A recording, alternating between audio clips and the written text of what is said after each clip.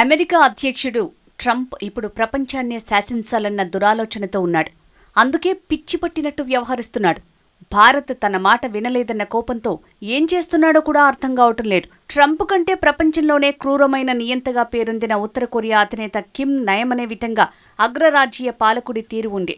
ప్రపంచంలో ప్రతి దేశం తన చెప్పు చేతుల్లో ఉండాలన్న అహంకారం ట్రంప్లో కనిపిస్తోంది. చివరికి మరో అగ్రరాజ్యం రష్యా కూడా తన మాటే వినాలని అనుకుంటున్నాడంటే ట్రంప్ మూర్ఖత్వం ఎంత పీక్కి వెళ్ళిందో తెలుస్తోంది.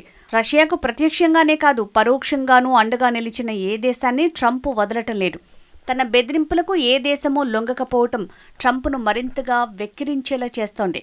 భారత దిగుమతులపై సుంకం పెంచడం ఇలాంటిదే. మొదట రష్యాతో చమురు ఆపేయమని అన్నాడు.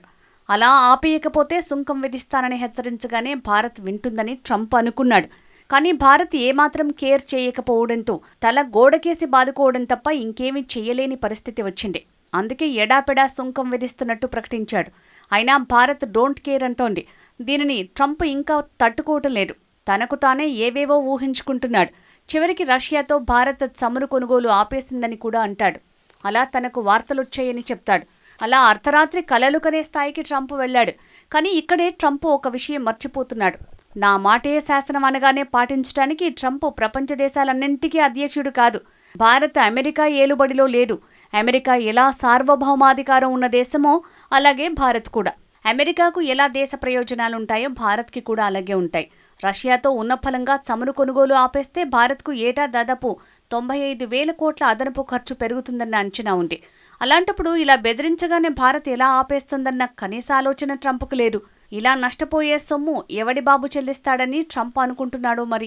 ట్రంప్ ఈగోను సంతృప్తి పరిచేందుకు భారత్ ఎలా నష్టపోతుంది? అమెరికాలో భారతీయులపై ఆంక్షలు విధించినట్టుగానే బయట కూడా అలాగే వ్యవహరిస్తే భారత్ చూస్తూ ఊరుకుంటుందా? భారతీయులకు ఉద్యోగాలు ఇవ్వొద్దని అంటే అక్కడి కంపెనీలు కాబట్టి వింటాయేమో, కానీ బయట కూడా తాను చెప్పినట్టే వినాలంటే కుదరదన్న విషయం ట్రంప్కు ఇంకా అర్థం కావటం లేదు. అందుకే ట్రంప్ పిచ్చి పీక్స్కి చేరుతోంది. అదేదో సినిమాలో అన్నట్టు ఆ ట్రంప్ను ఎవరికైనా చూపిస్తే బెటర్.